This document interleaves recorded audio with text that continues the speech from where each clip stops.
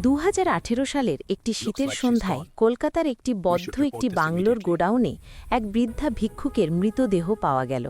তার একমাত্র সম্পত্তি একটি ছেঁড়া জুতার বাক্স। যেখানে সাধারণত কিছু টাকা থাকার কথা, সেখানে পাওয়া গেল একটি লেফাফা।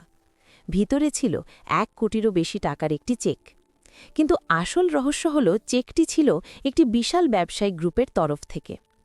যে বৃদ্ধা সারা জীবন ফুটপাথেই কাটিয়ে দিলেন, তার সঙ্গে এই ব্যবসায়িক সাম্রাজ্যের কি সম্পর্ক থাকতে পারে?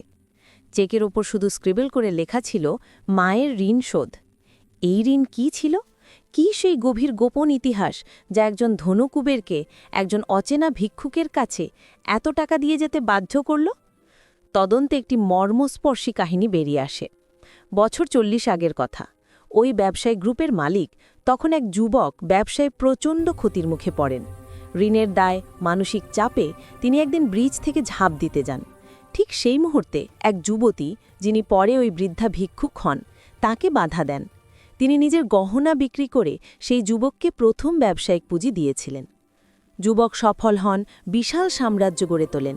কিন্তু তিনি কখনোই তার সেই উপকারী দিদির খোঁজ পাননি, কারণ সেদিনের সেই যুবতী নিজের জীবন সংকটে ফেলে পরে রাস্তায় বসবাস করতে বাধ্য হন। মৃত্যুর আগে ব্যবসায়ী তার সেক্রেটারির মাধ্যমে তার দিদিকে খুঁজে পান। তিনি তাকে চেক দিয়ে সাহায্য করতে চান, কিন্তু বৃদ্ধা দিদি সেই চেক নিলেও তা কখনো ভাঙাননি। তার কাছে সেই যুবকের সফলতার খবরই ছিল সবচেয়ে বড় পুরস্কার। টাকার চেয়ে স্নেহই ছিল তার কাছে বড়। চেকটি ছিল তার কাছে এক সন্তানের সফলতার স্মারক, টাকার চেয়েও অনেক বেশি মূল্যবান একটি স্মৃতি। এটি ছিল না কোনো দান, ছিল ভালোবাসার অমূল্য নিদর্শন।